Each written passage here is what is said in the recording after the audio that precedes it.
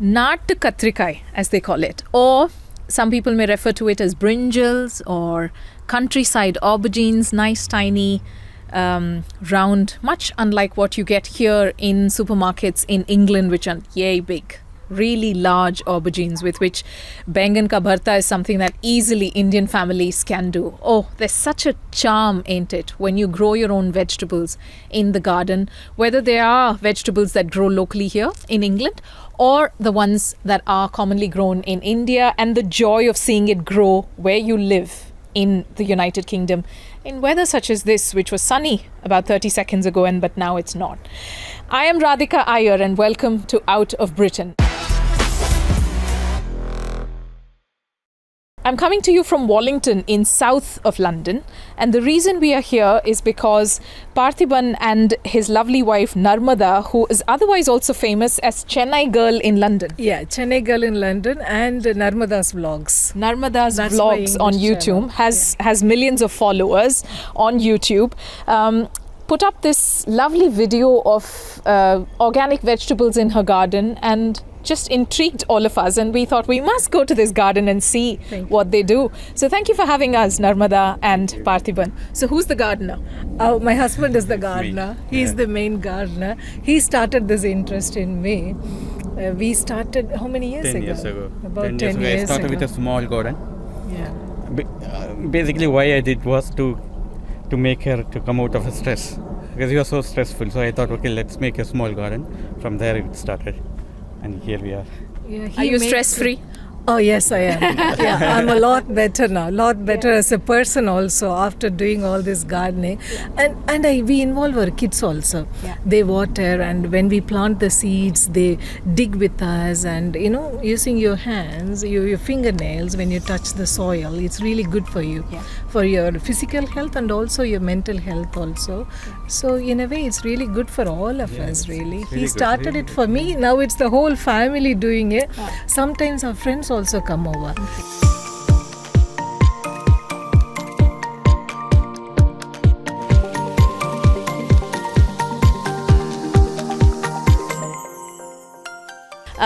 So we start with taking a tour of this beautiful garden they have in South London, but also we have friends invited over at their garden, and we're going to be discussing just Indianized living in the United Kingdom. Those bhindi sabjis and the broccoli sambars, and how you make marrow sabji and just exactly that. Yeah. But Narmada, over to you. Take us through. We had so much of vegetables, so many vegetables here during summer last month, July and August. Now it's nearly end of the season. Yeah. So we have cleared everything here. Did you have a good harvest? Oh, really good harvest this year. Bounty harvest. Yeah. And for the past few years, we have been really lucky. It's really good harvest. Okay. And I'm only showing you the things left over now because the chill air has started. We have got a few capsicums here. You can see. Yeah. We had all colors of peppers. Mm-hmm. Peppers or bell peppers.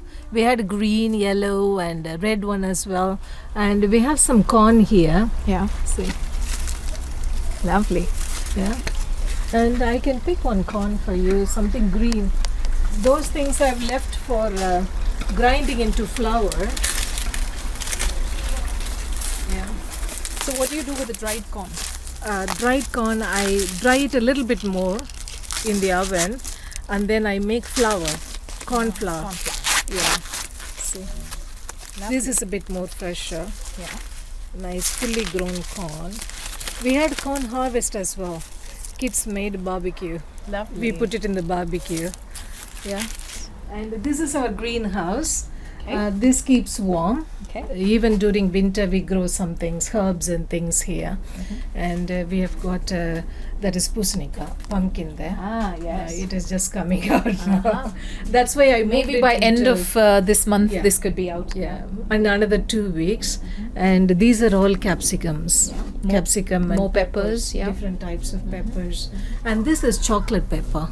Oh, look at the color. It's hard to see. It's lovely. It'll be brown color. So is it very pepper. Is it hot? It tastes normal hot. Okay. Nothing to do with chocolate. Okay. And that one is nool kol. I don't know what to call it in English. Yeah, it's a typical traditional Tamil Nool kol, you put it in nool kol. sambar. Yes, this makes a delicious one of the 9 varieties of sambar. You know, the best sambar they say is when you add 9 varieties of vegetables in it. Right. Nava something. Kaigari. Yeah, Nava Kaigari, something like that. And nool kol is one of those very. It's supposed to be a coolant, isn't it? Yes. Yeah. Yeah. Okay. Hey. Yeah, and we try to plant more flowers here inside the greenhouse because so the pollination can happen. You'll get more produce. Yeah. That's why we plant more flowers all over our garden during summertime. And we had a nice harvest of bitter gourd, Yeah. pavaka also, and Karela for Karela. our Hindi friends. Yeah. Yes. and these are all bhaji peppers. Oh, yes. Bhaji, mirchi bhaji. You can make mirchi bhaji. Yes. Imagine a 4 p.m. afternoon. Tea is anyway famous here in England. And you dip that into batter, add some spices to it, invite friends over, and that's it. You're the next queen of England. I had actually posted a video about making mirchi bhaji in my garden in my channel today. Okay. In Narmata's vlogs. I see. And these are all chilies. They'll be green before it ripes. Now it's all ripened. I need to harvest them. I make lots of really chili lovely how pickle chilies also. are always standing up like that and defying and being the rebel and yeah, these are special varieties of chilies. Yeah. What does gardening mean to you in one word? Oh, gardening means actually when you say about the money, if you buy it in supermarket, it's a lot cheaper. Yes. Let's put it that way. True. 1 kilo of tomato, if you buy in a garden, in a supermarket, it's a lot cheaper. Yeah. If you have to grow it, it's more expensive. And that too, if it is organic, it's even more expensive. Because organic compost is also expensive in the garden centers. The only motivation is, see, my kids come around from school and then they come to the garden. They see a tomato, fully ripened tomato like that, and then they just pick it and wash it in the pipe there and then just eat it in the garden. When I see it from the kitchen window, when I see my kids eating like that, that really makes my day. Yeah. Okay, let's talk to the real farmer. What do you do for a living, Parthiban? I'm an IT consultant working for one of the oil companies. Yeah. Okay. So from computer engineering to this, what's the connect? How does your mind switch off and switch on? As I said before, it's a stress buster. The moment I close my computer at 4 o'clock, I'll be here doing the work. Okay, start my work. So 2-3 hours. So this is your yoga and your... Yeah, sort of. Okay. Yeah, sort of to relax myself and calm, and then I do the work here. So it's a hard work, but when you do the harvest and give that bountiful of things to the neighbors and they're happy to see their face, that's enough. And don't forget me, I provide you tea to work in the garden. Yeah, now see, that's the merit. The merit is the chai. Is it chai with that makes the masalas? garden. Yeah, masala chai. With bay that goes into the chai. This keeps me very calm and cool, and they are always saying, "You're very cool every time. How is it possible?" He's really cool. This is how it is possible. I show everything stress here, not into the house. Okay, one big vote for gardening. You as a person, Narmada, what has changed since gardening? I was just opposite to him. He's always a cool guy. I'm the nervous party. I get nervous for even small things. Even for making breakfast. What am I going to cook today? That kind of person I was. It has calmed me down a lot, and also physically stronger. Also, after 2 kids, second child, I was a little bit weaker, physically weaker, and working in the garden. Touching the soil in your hand made me stronger. Yeah. My anemia is gone. Yeah. I'm really upping my, without supplements. Yeah. Without supplements. You don't need I the don't know how iron this and the magic minerals. happens. I don't know how it happens. When you touch the soil and then you wash your hand and then go cook, you're eating the nice vegetables here. It's not when you buy it from stores, it's not the same thing. No. Even though you buy the organic. It's unparalleled flavor and taste and the joy of growing. Fantastic. Thank you so much. But this conversation is not over, because from here, just after the break, what we're going to do is meet with a larger group of friends. Thanks for motivating us to grow a bit more in the UK, where we are anyway craving and missing home and missing the vegetables that we are often seeing. Welcome back to Out of Britain with me, Radhika Iyer. I'm coming to you from the beautiful, gorgeous garden of Narmada and Parthiban. They have handmade this garden with a lot of love, compassion, organic growing and living and growing their own vegetables, etc. But in this section of Out of Britain, I think we're going to widen this discussion a little bit. The reason for that is I have representatives, and trust me, all of us here are ones who have always lived and moved to the UK, and nobody really is second generation. This is going to be fun. Indianizing English vegetables or Western vegetables. That's the only best thing that Indians do wherever they are abroad. So I'm going to be asking you, what is the most outrageous thing you've done or you regularly do in the kitchen without guilt using vegetables you find? The asparagus masala. Asparagus masala. Okay. Never heard that before. That's very nice. I mean, it's the same vegetable, same way what you do sabji. It's the same thing. But what you have to add asparagus to it, okay, and it's really very nice. Okay. What? So you actually do the bunna of onions and garlic and everything, and just then drop asparagus, and then put sambar masala on it, and then and make it up. Yeah, it comes very nice. Yeah, okay. Tasty too. Yeah. Okay, great. I'm going to try that for sure. Eat it with chapatis or rice. Anything, rice. Yeah, rice would be good. Yeah. Rice. Okay. Who wants to go next? Indianizing English vegetables. We do broccoli varwal. Introduce yourself. I'm Ramesh. My full name is Ramesh Babu. I'm a chef in East London restaurant. Ooh. Yeah. Actually, we do a broccoli varwal.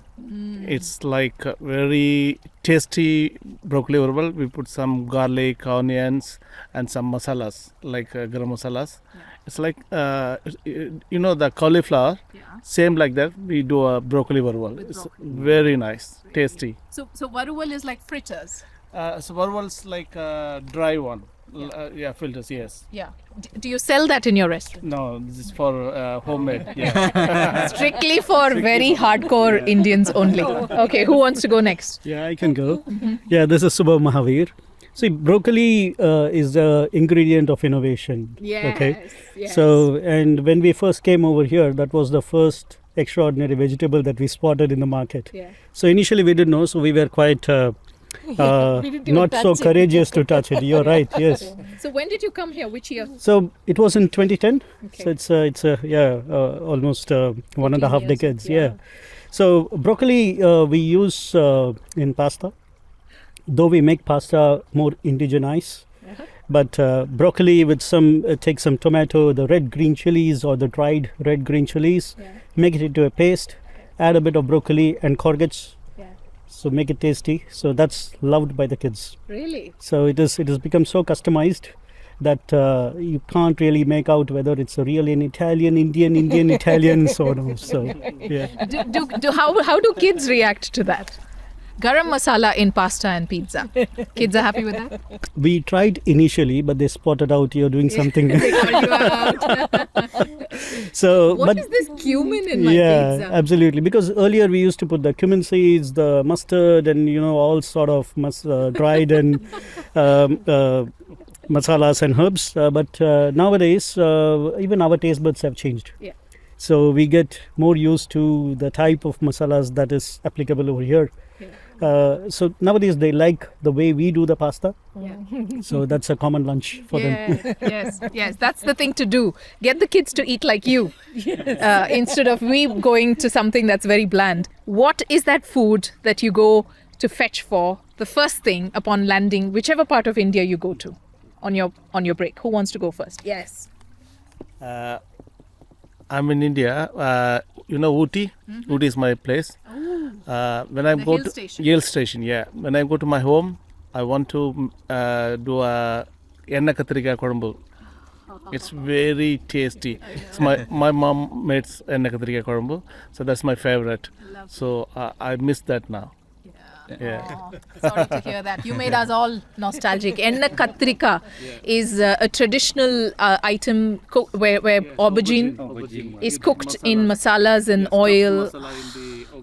And then you eat that with hot rice or roti or parathas. Tasty. Okay. I must say, yes.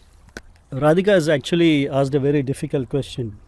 You asked it's one thing that's very difficult. Yeah, so many things. You have so many thoughts. The moment you book the tickets, you sit in the flight. There are a lot of thoughts coming into you. The moment you land, which shop you're going to go, which corner street food you're going to grab, and so on. But nevertheless, mom's food is mom's food. So that's what everyone longs for as soon as you hit your city. Yeah. But in our case, we travel from north to south. My in-laws in the north and my parents are in the south. Okay. So it's a delicacy of all the Across pan India. all the type of food that you can eat, Yeah. right?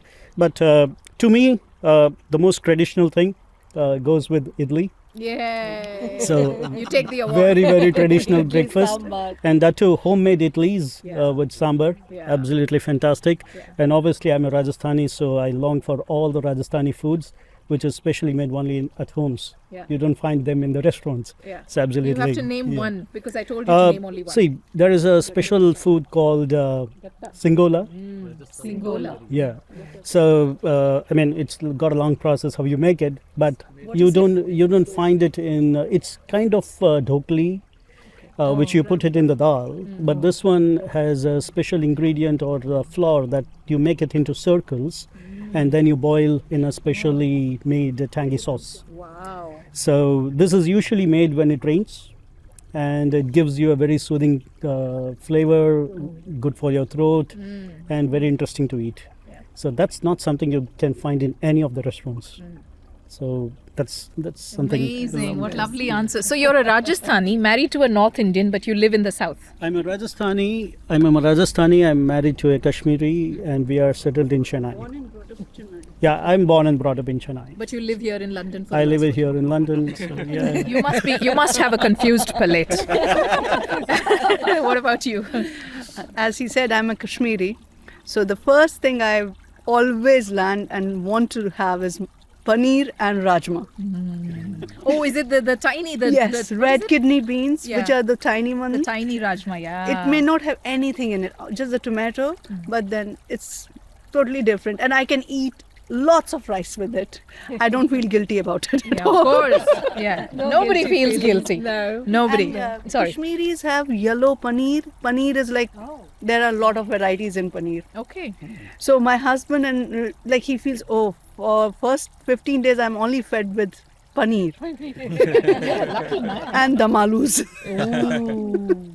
That's what I and, long for. and that rajma is so delightful to eat because it's not the yay big rajma. It's the smooth, silky, the tiny ones. Is it called Dogri rajma? What's it? Yeah, it's called Kashmiri Rajmas, but now you get here from the Foodco brand.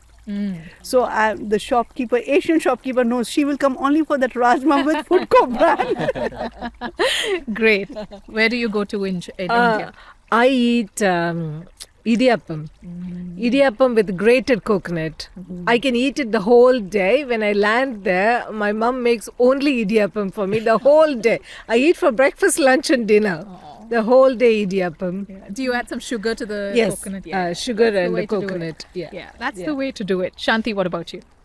I like appam, appam with brinjal chutney. We make it in Coimbatore side. We make it special one.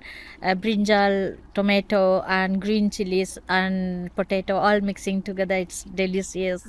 So I love that one. And also murungaka samba with multiple vegetables we add it in. Especially we say palakotte, like jackfruit seed and mango.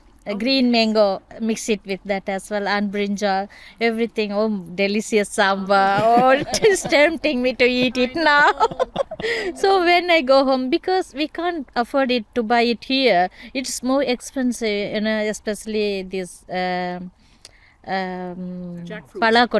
Jackfruit seeds are very expensive here. Even though if you buy it quarter kg, it's cost about £5 something. So Very expensive. Yeah, I don't buy it usually. So when I go home, I enjoy it a lot. Good, great. Just for the context, to our viewers, just clarifying that the UK folks, NRIs, have a hard life. They pay a lot of taxes and they pay a lot for their Indian vegetables. Chilies, like I said, is £9, which is close to 1,000 rupees per kg. £5, which is 500 rupees for a quarter kg of jackfruit seeds, not jackfruit itself. But raw jackfruit has become so popular now for all sorts of vegan food and biryani. Jackfruit biryani. Is so You have a Instead of jackfruit chicken. biryani and then jackfruit curry and even jackfruit fritters. I've seen it in some restaurants. Very, very interesting. Baby It's the new jackfruit. chicken. It's the new Vegan chicken. chicken. It's London's new favorite vegan thing to see on a menu. Parthi. It's not a food. I miss my corner shop badam milk. Whenever I go there, I first go there only. I'll get a badam milk. Yeah, a corner shop. Tea kada. Yeah, tea kada. Yeah. That I miss a lot. Yeah. Apart from that, uttapam is my favorite. I'll go for uttapam. A lot of fans of South Indian food here, I can tell. Clearly. And the badam milk, it's just so delicious because it's one portion of milk and 3 portions of sugar, but there is some flavor, the cardamom and the cinnamon, blah blah blah, whatever. It's delicious. And then it's just meeting an old friend, isn't it? When you go to the saffron in it, and the familiarity of those things that you see in the corner shop. You've been there. It's everything, right? Reliving the old days. Old days. Along It's with the not friends just a- having a tea or a badam milk and then chit-chatting. Miss it. Yeah, that's it. And then watching the man doing his thing, standing on the street. Yeah, it's never just the food. It's always the story around it. It's the memory around it. Yes. I don't know what I would eat first. I think definitely something cooked by mum. Maybe dosas. I love dosas. I've grown up, and they call me dosa party in my house, which basically means a grandmom, a very old soul who just lives her life on dosas. Yeah, I What could do do you that. eat with dosa? Idli podi? Idli podi, or the gunpowder, which is really spicy with some ghee in it, and then I can add yogurt in it sometimes. I'm very weird. Yeah, I'm. Gunpowder is a good combination. Yeah, Ghee and gunpowder with the dosa. It's very good combination. Agree. But I have seen most of the people having dosa with the sugar next to it.